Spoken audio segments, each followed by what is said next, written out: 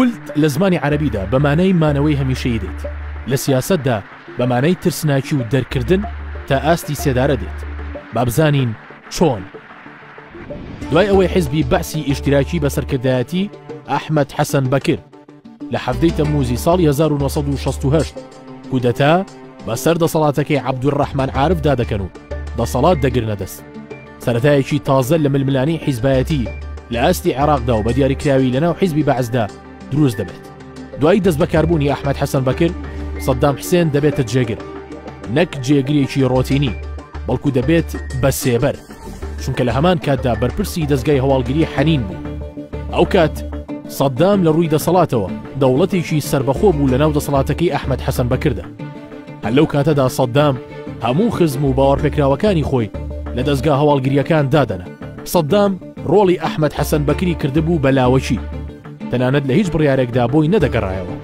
بۆ نمونە لە ڕێکەوتنی جەزائیر لە نێوان عێراق و ئێراندا ساڵی 1974 ئەنجامدرا کە لە ڕووی پرۆتۆکۆلی دەبوو ئەحمەد حەسەن بەکر ئامادە بێت، بەڵام سەدام حوسێن ئامادە دەبێت و ئیمزای دەکات. ئەو کاتە ئەحمەد حەسەن بەکر دەڵێت هەمومان ئەسیرین بەدەستی سەدامەوە.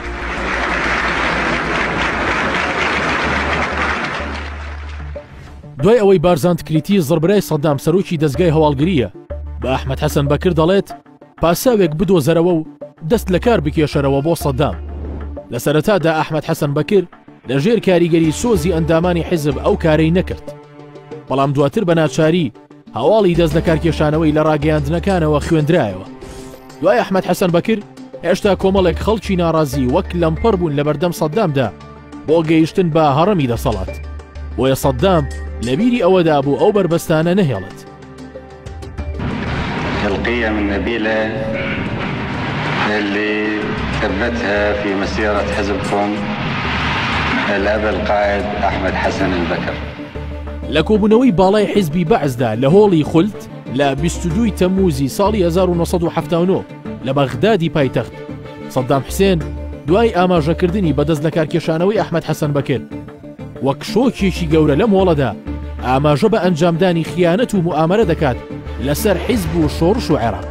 لەم هۆڵەدا لە ڕێگەی ڕاستپێردراوێک چیرۆکێک دەگێڕێتەوە و دەڵێت بەپێی دانپێدانانی تاوانبار و خیانەتکار مەحی عەبدولحسێن شەممەری خۆی و کۆمەڵێک قیادەی تر بەنهێنی و دژی بەرژەوەندیەکانی عێراق و شۆڕژ لەگەڵ حافز ئەسەد سەرۆکی سووریادا کۆبوونەتەوە و کاریان کردووە. لە ناویاندا ناوی خائینان محەممەد عائیش، غانم عەبد جەلیل، محەممەد مەحجوب، عەدنان حوسێن حەمدان و کۆمەڵێک تاوانبار و خائینی تر هەیە کە دەبێت بە سزا بگەیەندرێن. فات المحي عبد الحسين ليش هم رايدين يغرون مكيفين يصيرون نواب الحافظ الأسد مع الأسف. چیرۆکەکە ناوەستێت و درێژەی هەیە. دواتر بۆ شوێنکردنەوەی خەڵکی تر دەڵێت بەیانیەکی زوو لە چێشتخانەیەکدا عەقید حوسێن بە نوێنەرایەتی سووریا چاویان بە محەممەد عائیش کەوتووە و پلانیان داناوە. لەم کاتەدا هەندێک کەس لە هۆڵەکەدا دەنگی ناڕەزایەتی بەرز دەکەنەوە.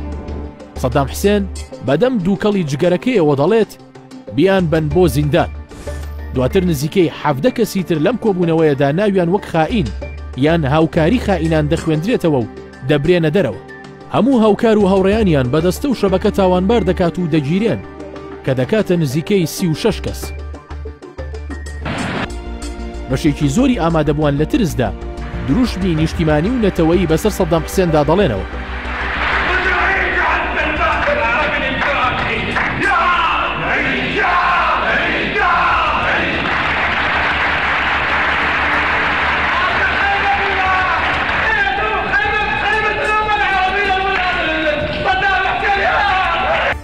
تا ڕۆژی ڕووخانیان لە نیسانی 2003 لەلایەن ئەمریکا و هاوپەیمانەکانیەوە.